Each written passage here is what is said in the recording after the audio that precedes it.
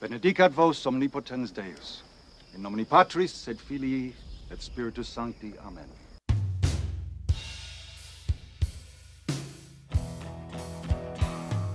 Vampire.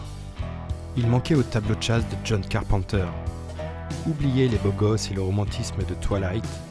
Oubliez les gousses d'ail, les crucifix, les cercueils, les cryptes et les châteaux lugubres des Carpates.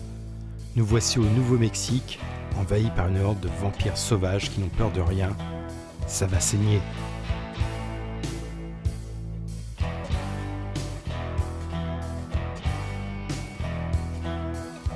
Jack Crow est un chasseur de vampires.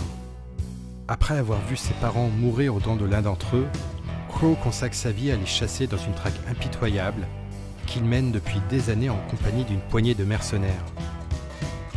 À la demande du Vatican, notre équipe de chasseurs sillonne le Nouveau-Mexique afin de trouver des nids de vampires et les détruire.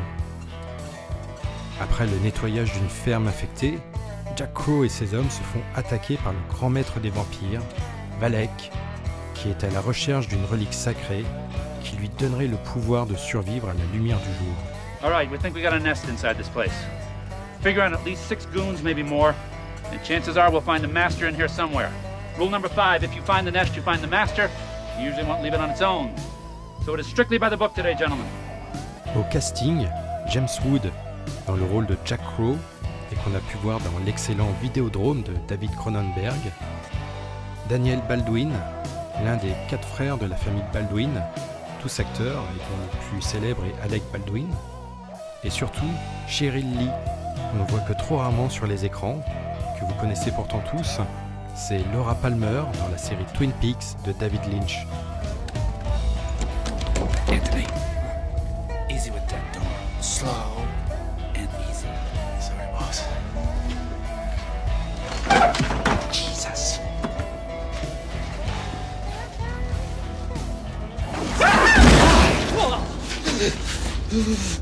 What was that? I don't know. Vampire est une adaptation d'un roman de John Stickley, auteur peu connu de seulement 2 romans et dont on ne se souviendra que grâce au film de Carpenter. Largo Entertainment, qui détient les droits d'adaptation du livre, envisage d'abord Sam Raimi et Peter Jackson pour réaliser le film, avant de finalement le proposer à John Carpenter. Nous sommes au milieu des années 90. John Carpenter vient de réaliser Los Angeles 2013, dont le succès est très moyen. Il envisage alors d'arrêter sa carrière de réalisateur, trouvant l'industrie du cinéma moins fun qu'avant. Quand Carpenter lit le scénario de Vampire, il y voit l'occasion de faire un western, genre qu'il aime particulièrement.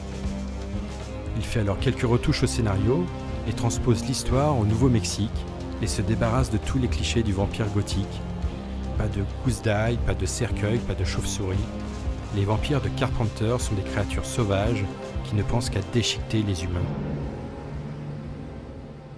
My father kept a secret once. He'd been bitten by a vampire. He kept it a secret from me and my mother. By the 5th day, he was turning. That night, he attacked my mother. And then he came after me. I killed my own father, Padre.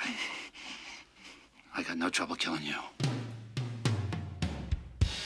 Pour le rôle de Jack Crow, plusieurs acteurs sont contactés, dont Kurt Russell, bien sûr, héros de New York 97 et Los Angeles 2013, mais il n'est pas disponible à ce moment, étant engagé sur d'autres films.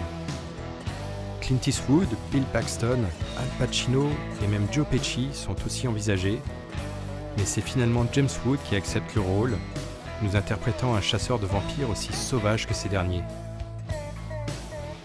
Sorti le 30 octobre 1998 aux États-Unis, le film a un succès moyen, rapportant 20 300 000 $ pour un budget initial de 20 millions $.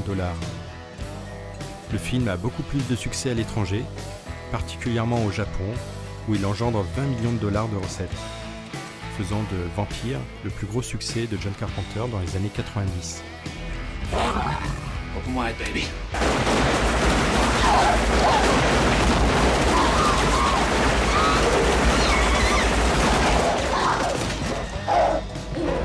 Vampire est un très bon film d'horreur, un western contemporain, gore et violent à souhait, accompagné d'une excellente bande-son rock composée par John Carpenter lui-même évidemment.